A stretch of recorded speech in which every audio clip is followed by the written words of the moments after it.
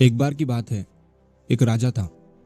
उस राजा का राज्य बहुत ही छोटा था और उस राजा के पास ज्यादा सिपाही भी नहीं थे। तो उसे हर समय यह डर रहता कि कब किधर से कोई उसके राज्य पर हमला कर दे।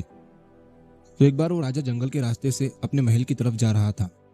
तभी जंगल में उसे एक बड़े से पेड़ के नीचे एक बुजुर्ग बैठे हुए दिखते हैं, जो बहुत ही ज्ञानी थे और सारे गांव वाले उन्हीं से हर चीज की राय लेते थे। राजा अपने घोड़े से उतरकर उन बुजुर्ग आदमी के पास जाता है और उनसे कहता है कि आप मुझे कोई ऐसा तावीज दे दीजिए जो मुझे बुरे वक्त से बचा कर रखे।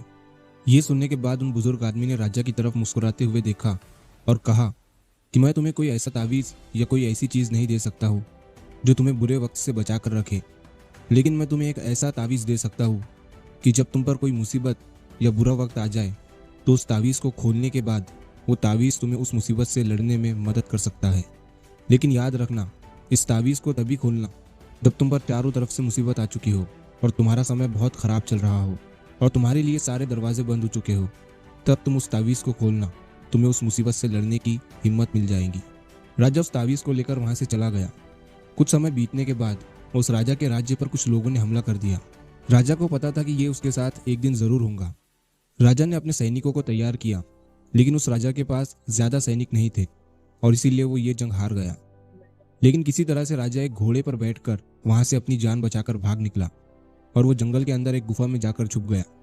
लेकिन उसका पीछा करते करते कुछ सैनिक भी उसके पीछे आ गए। अब वो राजा गुफा के अंदर छुपा हुआ था और उसे सैनिकों के कदमों की आवाज आ रही थी। अब उस राजा के पास कुछ भी नहीं बचा था, सब कुछ खत्म हो चुका था।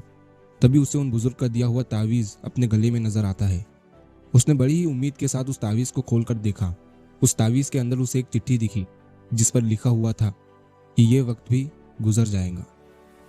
ये पढ़कर राजा को कुछ समझ नहीं आया और जब उसने फिर से उस लाइन को ध्यान से पढ़ा और उसे समझा तो राजा के चेहरे पर एक मुस्कान आ गई।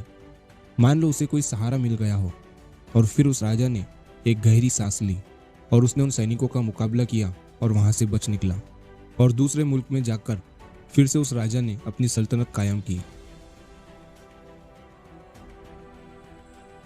दोस्तों, कहने को तो ये बहुत ही छोटी लाइन है कि ये वक्त भी गुजर जाएगा, लेकिन इसके अंदर बहुत ही डीप मीनिंग छुपा हुआ है। और जब भी आप कोई मुसीबत में फंस चुके हो, बहुत सारी परेशानी आप पर आ चुकी है, चाहे आप पर बहुत सारा कर्जा हो चुका हो, आपके पास काम नहीं है, आप मेहनत कर रहे हो लेकिन आपको फल नहीं मिल रहा है और आपको कोई रास्ता नजर नहीं आ रहा है, तब ये लाइन खुद को बोलकर देखना। आपको एक सुकून मिलेगा और आपको ये फील होगा कि जाने दो, आज जो भी मेरी कंडीशन है, कितना भी मेरा वक्त बुरा चल रहा है, लेकिन कल, परसों और एक ना एक दिन ये वक्त भी गुजर जाएगा और तभी आपको उस मुसीबत से निपटने की हिम्मत मिल जाएगी। और वो कहते हैं ना कि जब आपका अच्छा समय चल रहा हो तो उस टाइम पर शुक्र करो और जब आपका बुरा वक्त चल रहा हो तो उस टाइम पर सब्र करो, क्योंकि समय अच्छा चल रहा हो या बुरा, वो ज्यादा दिन तक नहीं रहता। और जिंदगी उसे ही कहते हैं जिसमें सुख भी हो और दुख भी, तभी लगता है कि हम जिंदगी जी रहे हैं। तो अगर आप इस कहानी को और भी लोगों तक पहुंचाना चाहते हो तो इस वीडियो को लाइक करिए ताकि YouTube इस वीडियो को और भी लोगों तक पहुंचाए। और अगर कहानी अच्छी लगी हो, कुछ सीखने को मिला हो, तो हमारे चैनल को सब्सक्राइब जरूर करिए। मिलता हूं मैं अगली बार इसी तरह की कहानी के साथ। तो सब्र करो, शुक्र करो और जिंदगी में आगे बढ़ो।